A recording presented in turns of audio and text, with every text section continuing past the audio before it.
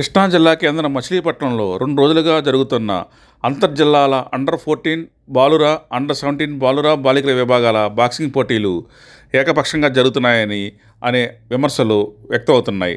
పోటీల నిర్వహణలో నిర్వాహకులు బాక్సింగ్ ఫెడరేషన్ నిబంధనలు ఏమాత్రం పాటించలేదనే ఆరోపణలు వెల్లువెత్తుతున్నాయి. ఎటువంటి నిబంధనలు పాటించకుండా ఇష్టారాజ్యంగా సొంత నిబంధనలతో ఈ పోటీలు నిర్వహించి అనుకూలమైన వారికి విజేతలుగా ప్రకటిస్తూ అంతా మా ఇష్టం అంటూ నిర్వాహకులు విశాఖపట్నం, విజయనగరం బాక్సర్లని విజేతలుగా ప్రకటిస్తూ మిగతా వారిని 20 సెకండ్లకే పరిమితం చేస్తున్నారని అనే ఆరోపణలు వ్యక్తమవుతున్నాయి.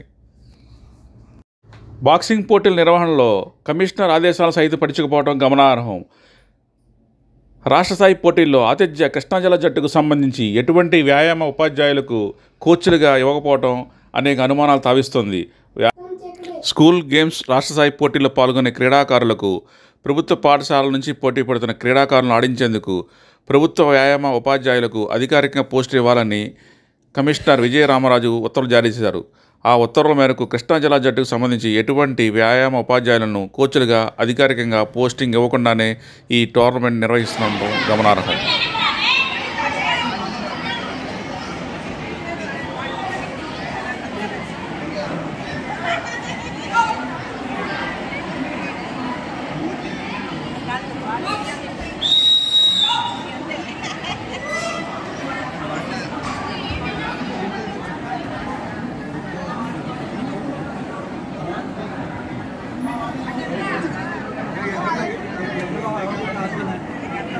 Red board, Evita Kumari F4, Vishwavani, and Pranya.